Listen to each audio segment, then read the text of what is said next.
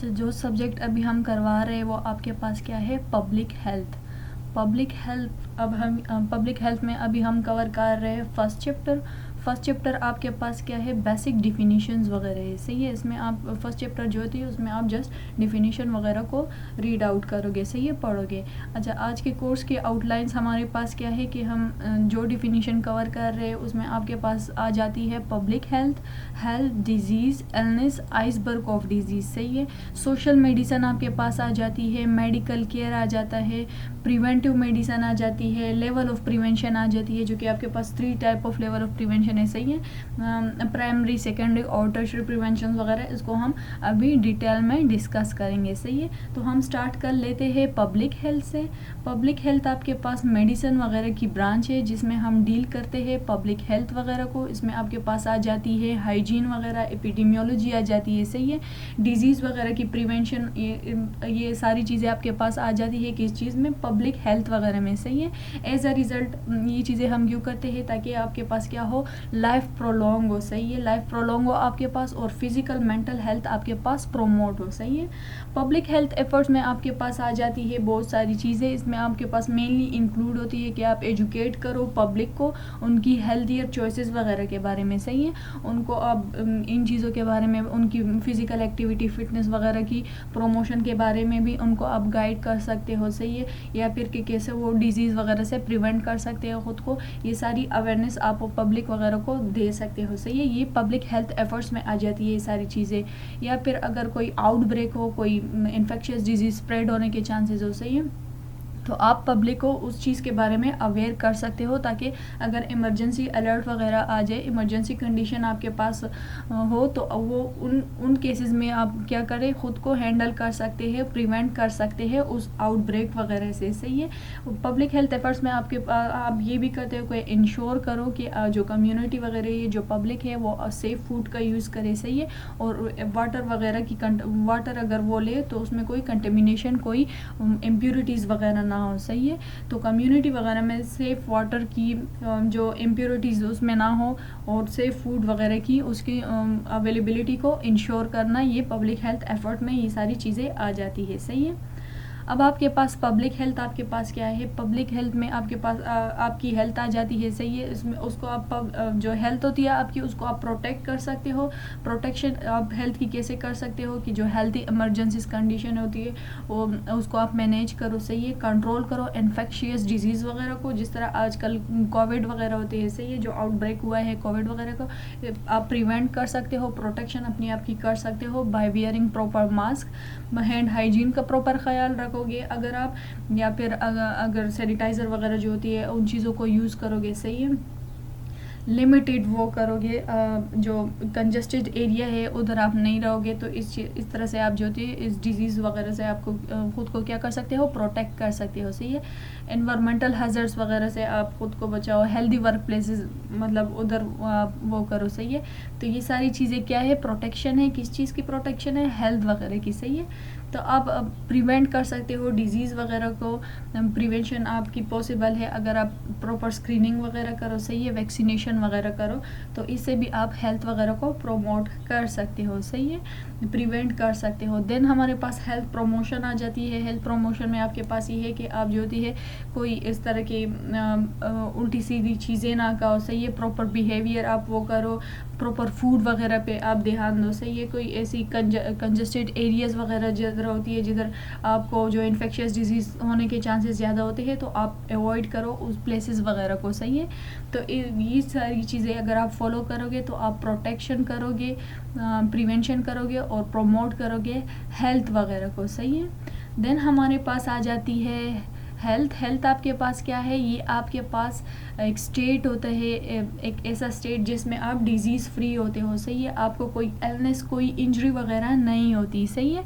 Second definition इसकी ये आ जाती है कि हेल्थ आपके पास एक complete physical, mental, social well being है, जिसमें कोई डिजीज़ ना हो, कोई इन्फॉर्मिटी ना हो, कोई पैथोलॉजी वगैरह आपके पास प्रेजेंट ना हो, सही है। जो विदाउट पैथोलॉजिकल कंडीशन आपकी जो हेल्थ होती है वो आपके पास नॉर्मल हेल्थ कहलाती कहलाती है, सही है। अगर कोई पैथोलॉजी उसमें प्रेजेंट हो, कोई इन्फर्मिटी उसमें प्रेजेंट हो, इलनेस इंजरी उसमें प्रेजेंट हो, तो फिर वो कंडीशन आपके पास क्या कहलाती है, डिजीज़ कहलाती है, सही है। तो हेल्थ आपके पास कंडीशन होती है जिसमें आप फ्री हो, सही है, कि डिजीज़ वगैरह से, इलनेस से, इंजरी वगैरह आपको नहीं हुई, तो ये कंडीशन अब आपके पास क्या कहलाती है, ये कंडीशन आपके पास हेल्थ कहलाती है, सही है। फिर आपकी हेल्थ जो होती है अफेक्ट होती है मुख्तलिफ फैक्टर्स के थ्रू, मुख्तलिफ फैक्टर्स है जिससे आपकी हेल्थ वगैरह अफेक्ट होती है। उसमें आपके पास आ जाता है health care, relaxation, environment, body care, fitness, nutrition, mind set, relationship status, stress management, sport वगैरह। तो अगर आप मैनेज करोगे इन प्रॉपर इन सारी रिस्क फैक्टर्स वगैरह को, सही है, इन सारी फैक्टर्स को आप प्रॉपर मैनेज करोगे तो आप हेल्दी लाइफ को वो करोगे, सही है, हेल्दी लाइफ को आप सपोर्ट करोगे, सही है। नेक्स्ट हमारे पास आ जाती है डिजीज़। डिजीज़ आपके पास कंडीशन होती है जिसमें आपकी बॉडी हेल्थ एम्पेयर हुई होती है, सही है, आपकी बॉडी हेल्थ अफेक्ट हुई होती है। अगर इधर डिजीज़ की हम बात करें, अगर हम किडनी डिजीज़ को ले, सही है, अगर नॉर्मली किडनी क्या करती है, फिल्ट्रेशन वगैरह करती है, सही है, तो अगर उसमें अब कोई एम्पेयरमेंट वगैरह उसकी फंक्शन वगैरह में आ जाए किसी भी कॉज की वजह से, वो कॉज आपके पास ट्रॉमेटिक भी हो सकती है, इन्फेक्शियस एजेंट की वजह से भी हो सकते हैं, सही है, या किसी भी उसकी वजह से हो, किसी भी कॉज की वजह से हो, किसी भी कंजेनिटल उसकी वजह से हो, जेनेटिक उसकी वजह से हो, सही है। तो वो आपके पास किडनी फंक्शन अब क्या होगी, एम्पेयर होगी। अब नॉर्मल किडनी फंक्शन आपके पास क्या है, फिल्ट्रेशन वगैरह ना, तो अब किडनी फंक्शन क्या है, एम्पेयर्ड हुई, उसमें कोई पैथोलॉजिकल कंडीशन अगर हुई है तो अब वो प्रॉपरली फिल्ट्रेशन वगैरह नहीं करेगी, सही है, जो नॉर्मल फंक्शन है किडनी का बेसिकली। या फिर अगर आपको कोई कार्डियोवास्कुलर, नॉर्मली हार्ट क्या करता है, पंपिंग करता है, सही है, ब्लड क्या करता है, पंप आउट करता है आपकी बॉडी ऑर्गन्स वगैरह को और लंग्स वगैरह को, और उसके लिए ऑक्सीजनेशन वगैरह के लिए, सही है, ताकि आपके पास क्या हो, प्योर ब्लड, जो कार्बन डाइऑक्साइड फ्री ब्लड हो, वो आपको प्रॉपरली मिल सके, सही है। तो अगर कोई भी इस्केमिक हार्ट डिजीज़ हो, सही है, आपके पास कोई भी कंजेनिटल हार्ट डिजीज़ वगैरह हो, तो आप हार्ट का नॉर्मल फंक्शन आपके पास क्या होगा, एम्पेयर होगा, सही है। तो जो नॉर्मल हार्ट पंपिंग वगैरह करता है, अब वो प्रॉपर जो बॉडी को ब्लड वगैरह सप्लाई करता है, सही है, जो ऑक्सीजनेशन वगैरह करता है, उसकी कार्बन डाइऑक्साइड को निकालता है आपके ब्लड वगैरह से थ्रू लंग्स वगैरह, तो ये सारी चीज़ें जो हार्ट की जो नॉर्मल फंक्शन वगैरह है, जो नॉर्मल फिजियोलॉजी है उसकी, वो अब क्या होगी, एम्पेयर्ड होगी। तो ये कंडीशन अब आपके पास क्या कहलाती है, डिजीज़ कंडीशन कहलाती है, सही है। Kidney disease, heart disease, liver disease, अगर ये सारी ऑर्गन्स वगैरह है, सही है, अगर इसमें कोई भी पैथोलॉजिकल किसी भी कॉज की वजह से कोई भी पैथोलॉजिकल कंडीशन अगर हो, तो उसको हम क्या बोलते हैं, डिजीज़ बोलते हैं, सही है। अच्छा, नेक्स्ट आपके पास आ जाती है इलनेस। अब इलनेस आपके पास क्या है, इलनेस आपके पास वो कंडीशन होती है जिसमें आपके पास अफेक्ट होती है जो बॉडी होती है आपकी, या जो माइंड सेट होता है, वो आपके पास क्या होता है, अफेक्ट होता है, सही है। जो नॉर्मल बैलेंस होती है आपकी बॉडी और उसके फंक्शन, वो अफेक्ट हो रहे हैं, डिस्टर्ब हो रहे हैं, सही है। अब डिजीज़ और इलनेस में फ़र्क क्या आ जाता है, इलनेस आपके पास क्या है, वो आपके पास कोई चीज़ें, कोई सिकनेस वगैरह होती है जिसकी मैनेजमेंट आपके पास ज़रूरी होती है, सही है। इस इलनेस में आपके पास पेन आ जाता है, एलर्जीज़ वगैरह की कंडीशन, कोई डिस्कम्फर्ट, डिस्ट्रेस वगैरह, इस तरह की कोई कंडीशन आ जाती है जिसकी मैनेजमेंट ज़रूरी होती है आपके पास, तो वो कंडीशन आपके पास इलनेस कहलाती है। और डिजीज़ आपके पास वो कंडीशन होती है जिसके लिए प्रॉपर क्योर की ज़रूरत होती है, सही है, प्रॉपर ट्रीटमेंट की ज़रूरत होती है, जिस तरह के कैंसर वगैरह हो गए, कोलाइटिस वगैरह, स्क्लेरोसिस वगैरह, ये सारी डिजीज़ कंडीशन आ जाती है जिसके लिए अब प्रॉपर ट्रीटमेंट वगैरह की ज़रूरत होती है, नीड पड़ती है, सही है। देन हम नेक्स्ट बात कर लेते हैं iceberg of disease. Iceberg of disease आपके पास क्या है, ये आपके पास एक फिनोमेना है, सही है, जो आपके पास मुख्तलिफ उसके प्रोग्रेस वगैरह, स्प्रेड वगैरह डिजीज़ के बारे में बताते हैं, सही है।